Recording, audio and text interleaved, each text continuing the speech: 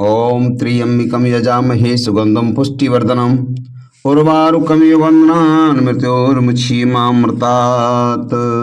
स्वागत है सभी दर्शक साथियों का आपके अपने YouTube चैनल रामकृष्ण जी शिवम स्टूडियो में। मैं रामकृष्ण शास्त्री आगरा से आप लोगों के बीच में धार्मिक कथा, व्रत कथा एवं अन्य जानकारी लेकर के आता रहता हूँ। आज भी बहुत ही महत्वपूर्ण जानकारी है। श्रावण महात्म्य 26वां अध्याय यानी सावन महीने की कथा 26वां अध्याय। आज की कथा में जानकारी करेंगे कि श्रावण वैज्ञानिकों को कीक जाने वाले वृषभ पूजन और कुश ग्रहण का विधान। इसकी जानकारी से पहले मैं आपसे निवेदन करना चाहूँगा कि अभी तक आपने चैनल को सब्सक्राइब नहीं किया हो तो प्लीज़ चैनल को जरूर सब्सक्राइब करें, बेल को प्रेस करके रखें जिससे नोटिफिकेशन सबसे पहले मिले। चलिए ज़्यादा समय नहीं लेते हुए प्रारंभ करते हैं श्रावण वैज्ञानिकों की जाने वाले वृषभ पूजन और कुश ग्रहण का विधान। ईश्वर बोले, हे सनत कुमार, श्रावण मास में फूलों के दिन जो होते हैं ना, संदर्भ प्रसंगवश जो कुछ और बात मुझे याद आती है उसका भी मैं आपसे अनुरोध करता हूँ। पूर्व काल में अनेक प्रकार के महान बल और विनाश वाले, जगत का विध्वंस करने वाले और जगत का पर्यवेक्षण करने वाले दुष्ट देवताओं के साथ अनेक मेरे युद्ध हुए। मुझे शुभ वृषभ यानी नंदी पर आरूढ़ बारवत बीड़ी विदुरा महाशक्तिशाली और महापराक्रमी वृषभ ने मुझको नहीं छोड़ा। अंधकासुर के साथ युद्ध में नंदी का शरीर विकृत हो गया था, उसकी त्वचा कट गई थी, शरीर से रक्त प्रवाहित हो गया था और उसका प्राण शेष रह गया था।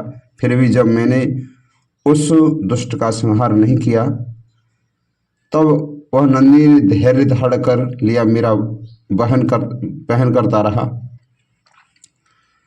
उसकी इस दशा को मैंने जान लिया कि उसके बाद उस अंधक का वध करके मैंने दिलचस्प बात कही। नंदी से कहा, हे सुब्रत, मैं इस कृति से पसंदीदा हूँ, वर मांगो। निकले हुए घाव ठीक हो गया और तुम बलवान हो जाओगे और गुणवान और रूप से पहले भी बढ़ जाओगे। इसके अतिरिक्त तुम जो जो वर मांगोगे मैं उसे हथियार से दे दूंगा। नंदीकेश्वर बोले कि हे देव महेश्वर, मेरी कोई याचना नहीं है। यदि आप मुझ पर आकर्षक हैं तो फिर ये शानदार वैभव हो सकता है। तथापि हे भगवान, लोकोपकार के लिए मैं मांग रहा हूँ कि हे शिव, आज श्रावण मास की सब्जी जिसमें आपको आनंद आता है, इस तिथि में सर्वोत्तम मिट्टी से निर्मित वृषभों की पूजा करनी चाहिए। आज औषधि के दिन जन्म लेने से कामधेनु की मात्रा निर्धारित होती है। मूल रूप से इस तिथि में अन्यथा प्रदान किए ये नीला रंग फल देने वाली हो।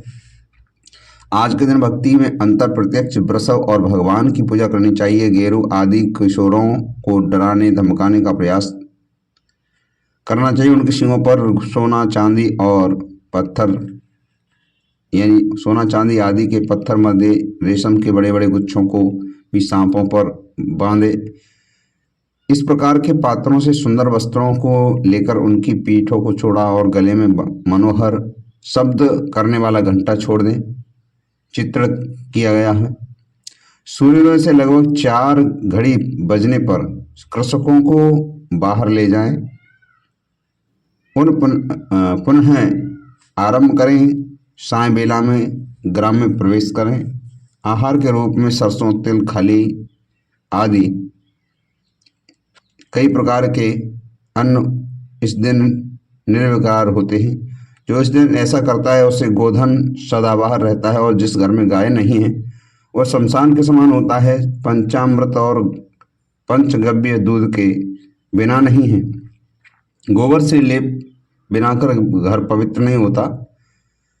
जंतुओं का सूर्योदय रहता है। और हे महादेव, दूध के बिना भोजन का रस भी ही क्या है।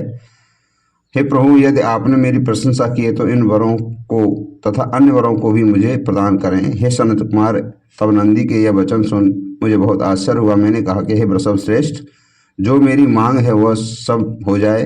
हे नंदन, इस दिन का जो दूसरा नाम है उसे भी सुनो। जो वृषभ किसी के द्वारा कहीं भी किसी कार्य में नियुक्त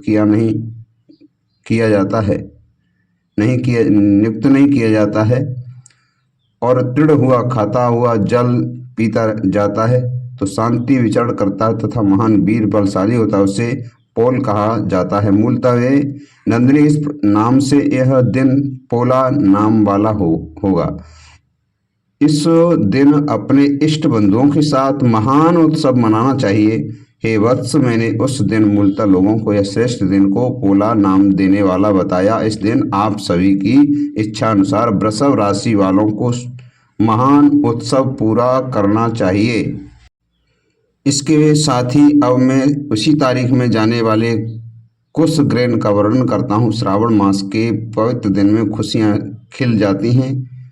कुछ सदाबहार समुद्र पर पाए जाते हैं, उन्हें बार बार प्रयोग में लाना चाहिए। कुश, कांस, यव, दूर्वा, उसीर, शकुदक, गेहूं, ब्रीह, मुंज और बलवज, ये 10 दर्भ हैं। ब्रह्मा जी के साथ उत्पन्न होने वाले, ब्रह्मा जी की इच्छा से प्रकट होने वाले ये दर्भ मेरे सभी पापों का नाश हो, कल्याणकारक हो। इस मंत्र का उच्चारण करने के साथ ईशान में दिशा मुख दिखाकर हुफट मंत्र के द्वारा एक ही बार में कुश को उखाड़ लें। एक साथ एक भाग के टुकड़े हुए न हो और सुख न हो, यानी सूखा हुआ न हो। वे हरित वर्ण के कुश श्राद्ध कर्म के उपयुक्त कहे गए हैं और जड़ हेतु कुश देव कार्य तथा जप आदि में प्रयोग के योग्य होते हैं। 7 शिष्य वाले कुश देव कार्य और पितृ कार्य के लिए श्रेष्ठ हैं। मूल, अनुबंध और गर्भयुक्त अग्रभाग वाले और तथा 10 अंगुल प्रमाण वाले 2 दर्भ पवित्र के लिए उपयुक्त हैं। ब्राह्मणों के लिए 4 कुश मठों का पवित्र बताया गया है और अन्य वर्णों के लिए क्रमशः 3, 2 और 1 दर्भ का पवित्र कहा गया है।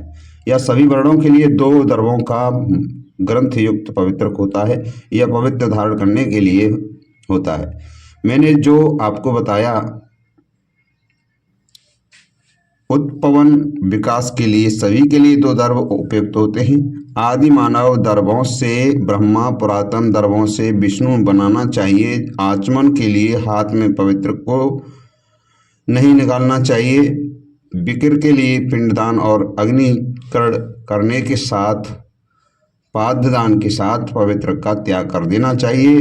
दर्भ के समान पुण्यप्रद, पवित्र और पापनाशक कुछ भी नहीं है। देवकर्म और पितृकर्म ये सब दर्भ के अधीन है। उस प्रकार के दंभों से श्रावण मास की पूर्णिमा के दिन उखाड़ना चाहिए, जिसमें पवित्रता बनी रहती है। श्रावण मास की सब्जी का वर्णन क्या किया जाए। हे सनत कुमार, श्रावण मास की सब्जी के दिन जो होता है उसे मैंने कहा। श्रावण मास में और जो भी करने योग्य हैं उसे भी मैं आपसे कहता हूँ। तो ये अध्याय यहीं विराम लेता है। मिलते हैं कल के साथ नई जानकारी के साथ। तब तक के लिए जय श्री राधे कृष्णा, जय श्री श्याम, हर हर महादेव।